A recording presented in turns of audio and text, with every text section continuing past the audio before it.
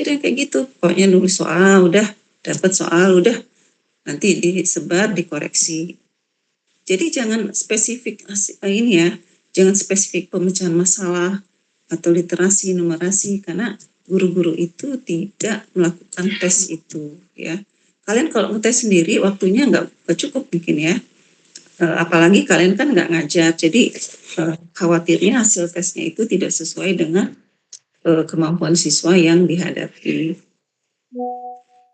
Ya, jadi hasil belajar saja, jangan yang spesifik pemecahan masalah atau apa gitu.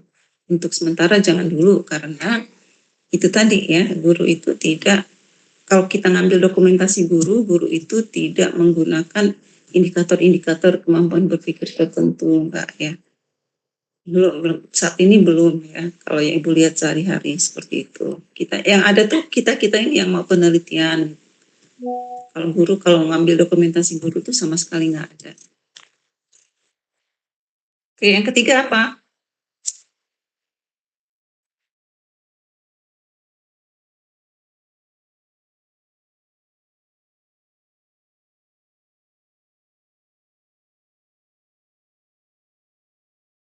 Nah, itu berpikir kritis itu ya dipertimbangkan lagi ya.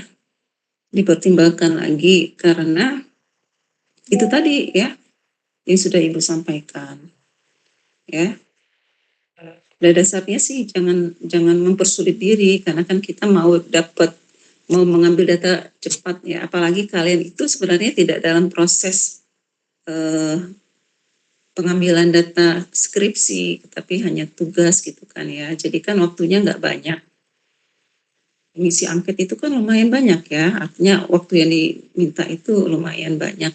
Nah, kalau misalkan ada tes hasil belajar, usahakan ambil dari dokumentasi guru saja, nggak usah yang harus kita teskan langsung, nggak, jangan nanti waktunya lama, khawatirnya juga hasilnya tidak sesuai dengan yang kita harapkan gitu ya.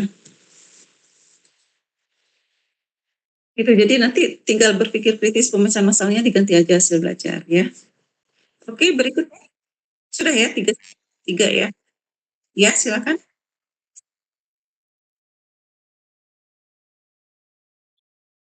Yang pertama apa?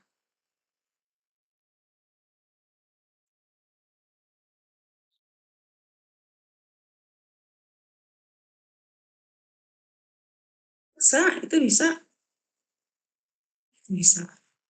ya. Artinya yang penting ini juga ya, referensinya ada ya.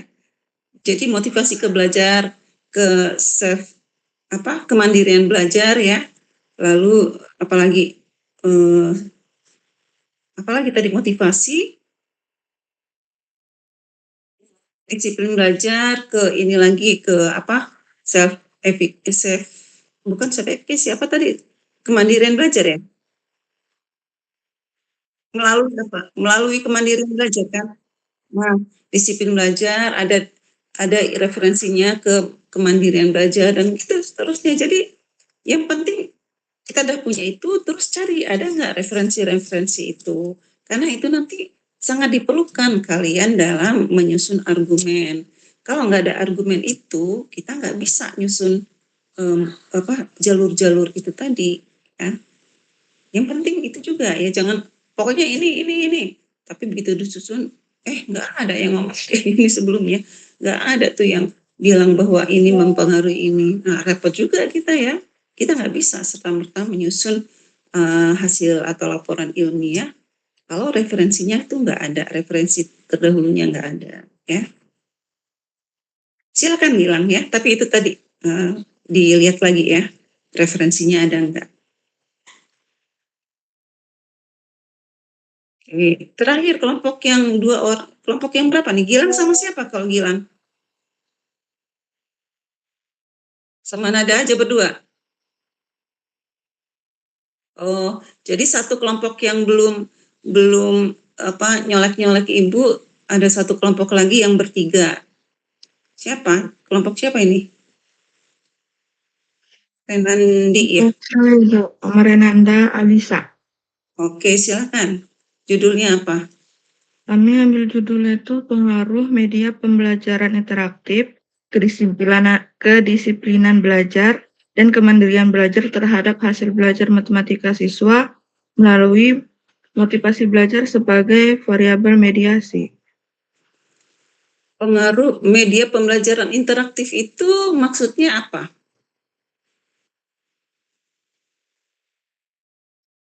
Nah, harus hati-hati juga kita ya, kan kadang-kadang di sekolah itu nggak ada itu, ya.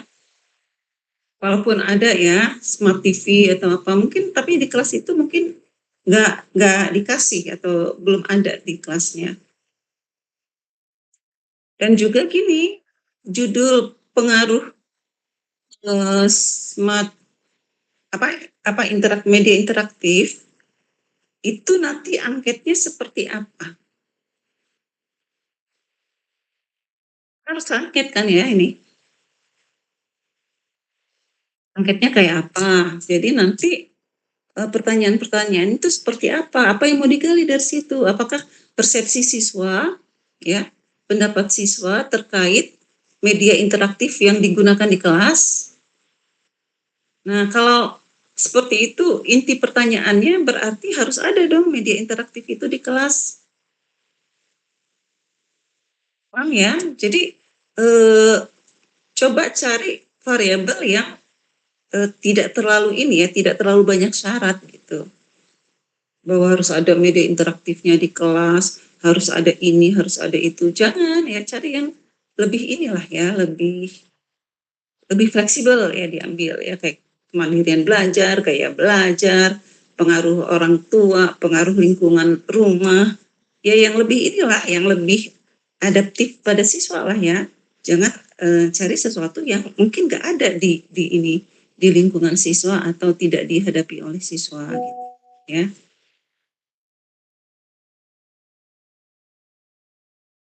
Rencananya media interaktif itu seperti apa indikatornya nanti? Belum kepikiran nih, Bu. Nah iya, sekarang Ibu kasih pandangan ya. Jadi agak sulit gitu kan ya. Persepsi siswa itu kan harus angket itu. Nah, angketnya seperti kalau variabelnya seperti itu. Ya, jadi diganti aja, cari yang lebih fleksibel, yang lebih ini. Coba tanya Chat GPT gitu ya. Judul-judul yang judul-judul yang bagus untuk variabel-variabel yang yang memuat indikator-indikator yang bisa diukur lewat angket ya, dan kemudian dengan modelnya misalkan 3 independen, 1 mediasi, 1 ini, 1 dependen. Nah, bentuknya seperti apa judulnya? Seperti itu ya. Nanti tanyakan juga ada nggak referensi dari ini ke ini dan seterusnya gitu. Gitu ya cara kita ngulik Chat GPT, nggak langsung satu pertanyaan bisa semua, tapi kita ini tanya dulu secara umum lalu per detil gitu ya. Sekarang ChatGPT juga sudah mulai ini ya, sudah mulai melengkapi ya. Kalau dulu kan dia nawarin judul apa gitu ya, referensinya apa, tapi setelah kita cari ternyata nggak ada. Kalau sekarang dia sudah ini ya, sudah memberikan link untuk artikel tersebut sehingga kita juga bisa langsung ya mendapatkan artikelnya, ataupun dia ada doinya dan dari doi itu bisa kita lacak gitu ya. Jadi untuk yang media interaktif diganti aja ya, diganti supaya enggak ini enggak enggak bingung sendiri nanti angketnya kayak apa. Nah nanti kalau sudah dapat judulnya, dapat referensinya, tanya lagi Chat GPT, kalau saya mau membuat ini angket tentang ini ada berapa indikator biasanya. Nanti minta juga referensinya, referensi yang memuat indikator tersebut. Jangan lupa ya, kalau setiap nanya Chat GPT terkait dengan apa yang kita kerjakan, tanya referensinya, tanya sumber pustakanya, gitu. Harus yang baku gitu. Kalau bisa yang 5 tahun terakhir gitu ya. Jadi kita nguliknya itu bisa lebih detail sehingga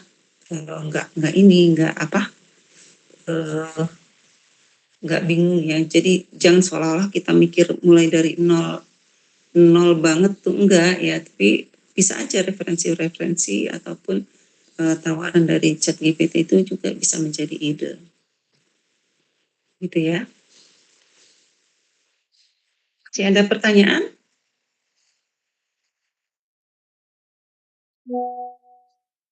Oke, nanti silakan kalian 4 kelompok ini menampilkan judul yang terpilih di grup ya, di grup. Jadi nanti mungkin nanti setelah itu kita mungkin ada pembahasan atau diskusi lagi di grup terkait judul tersebut. Tapi pekan ini sampai pekan depan kalian harus pastikan angketnya sudah jadi ya, dan sudah mulai disebar. Kalau perlu pekan depan itu sudah ada tuh kumpul data terkait hasil penyebaran angketnya ya. Nah, pekan ini kita belajar SEM ya, SEM, tapi Ibu tidak menjelaskan secara langsung.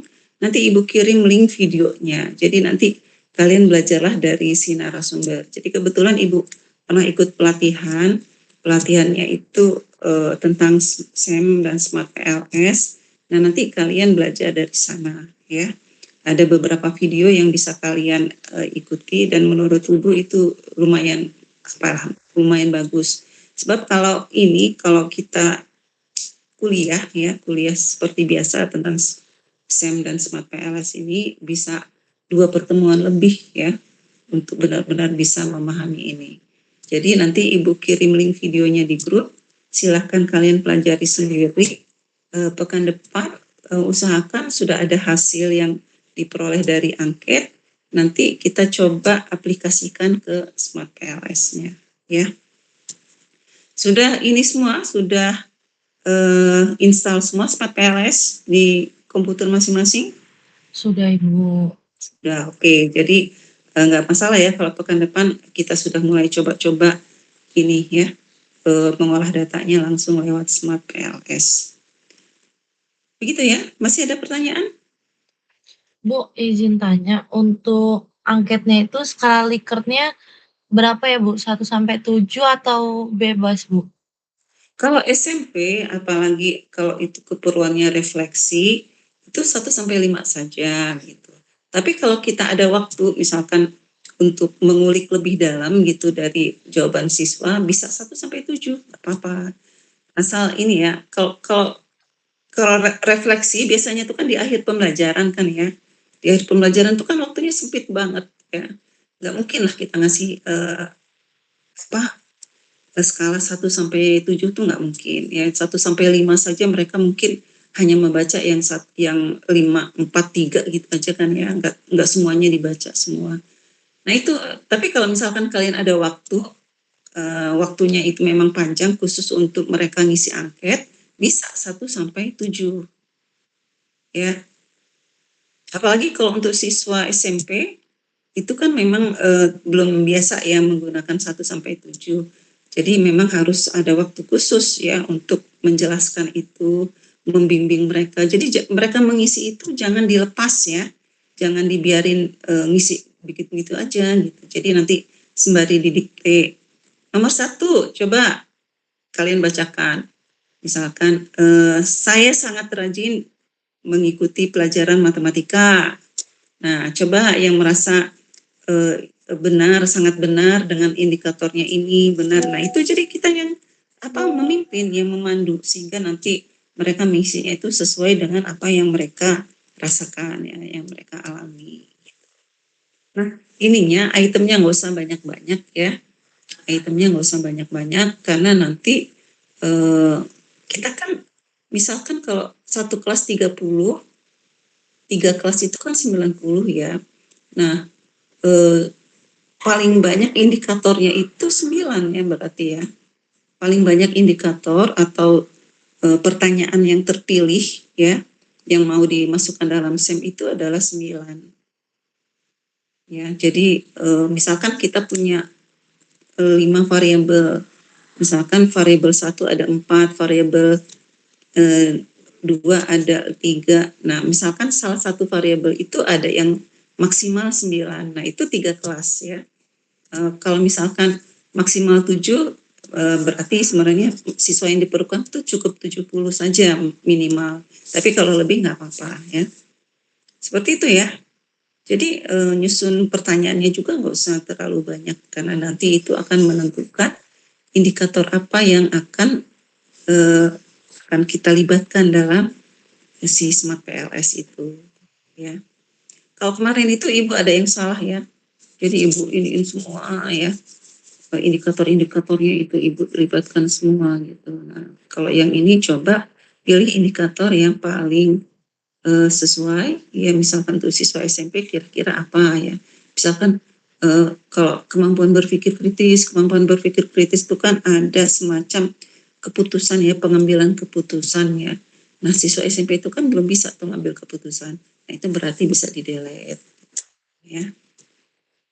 Jadi ini dipilih dan dipilah lagi pertanyaan-pertanyaan atau indikator yang nanti akan dimasukkan dalam Smart PLS. Jadi indikator dalam Smart PLS itu berbeda dengan indikator dalam pendidikan. Kalau indikator dalam pendidikan itu kan yang mencirikan ya, mencirikan misalkan kemampuan berpikir kritis, indikatornya itu ada analitis, ada evaluasi, ada interpretasi ya, ada pengambilan keputusan dan lain-lain gitu ya. Itu indikator-indikatornya. Tapi kalau dalam Smart PLS, dalam SEM, indikatornya itu adalah pertanyaan-pertanyaan yang kita berikan ke siswa. Nah itu jadi dalam Smart PLS 10 kalinya itu 10 kali indikator itu 10 kali banyaknya pertanyaan dalam satu variabel itu. Nanti kita dijelaskan lagi ya dalam videonya lebih jelas lagi supaya kalian bisa paham nantinya seperti apa nanti untuk ininya ya pelaksanaannya. Masih ada pertanyaan?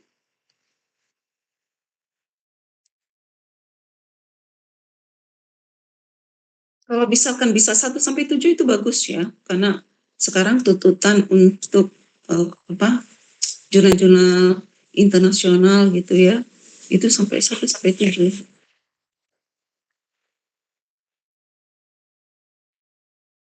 Silakan.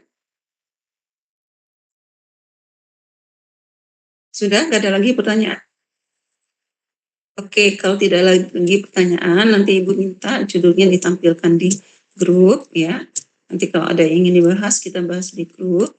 Hari ini tuntaskan, pastikan judul tersebut mau apa, lalu kalian lacak referensinya ya, lacak referensinya setiap jalur itu harus ada referensinya ya. Lalu ini kan juga angketnya nanti seperti apa, nanti kita diskusikan lagi. Nanti Ibu kirimkan link ininya ya, link untuk ini video dari Smart PLS ini supaya nanti sambil kalian menyusun angket kalian bisa belajar dari video tersebut. Sebenarnya gampang kok ya, gampang dan kemudian outputnya itu juga sudah langsung keluar kalau kita sudah menentukan modelnya itu langsung keluar. Nah, yang penting itu sebelumnya kita nih ya, sebelum masuk ke Smart PLS, si angket ini harus matang dulu ya, harus jelas ininya strukturnya, kemudian referensinya harus ada ya, lalu kesiapan untuk disebar juga sudah harus dipertimbangkan juga ya, itu saja. Oke, silakan bekerja ya. Ibu cukupkan sampai di sini. Kalian pasti ingin ini ya, pasti ingin melacak lebih jauh dari tugas portofolio. Ya, jadi pekan depan kita usahakan sudah mulai masuk analisis data dan smart test. Nah, tentunya bisa ini ya, validitasnya lewat lewat arah model ya. Nanti kan sudah dapat tuh si angket ya, nanti kalian jika ya kalian cari kualitas dan reliabilitas angketnya lewat ras model ya, lewat mini step Nah, itu kan sudah dipelajari juga ya, lewat video-video, juga dari YouTube juga ada banyak ya. Ada beberapa yang beda cara cara menginput datanya, tapi nanti ada tambahan informasi ya terkait dengan cara-cara yang berbeda tersebut. Jadi semuanya itu bisa kalian pelajari ya untuk menambah wawasan ilmu kalian terkait dengan analisis data lewat Smart PLS, lewat Trust Model ya. Trust Model ini ada macam-macam sih versi-versi untuk mengolahnya itu ya. Jadi kita bisa pelajari dari hasil-hasil belajar mereka. Gitu saja ya. Oke, kalau gitu Ibu cukupkan sampai di sini. Silahkan lanjutkan kerjaan kalian. Usahakan ini hari Jumat ya. Usahakan hari Senin sudah sebar angket ya. Usahakan hari Senin minggu depan itu sudah sebar angket. Mumpung mereka belum ini semua belum ujian ya. Masih ini ya masih ada materi ya. Nah, mumpung mereka belum ujian, minta waktu untuk sebar angket. Oke. Lalu usahakan pekan depan kita sudah analisis data. Itu saja ya. Terima kasih atas perhatian kalian. Selamat pagi. Assalamualaikum warahmatullahi wabarakatuh. Waalaikumsalam warahmatullahi wabarakatuh. Terima kasih. Ya, dulu ya.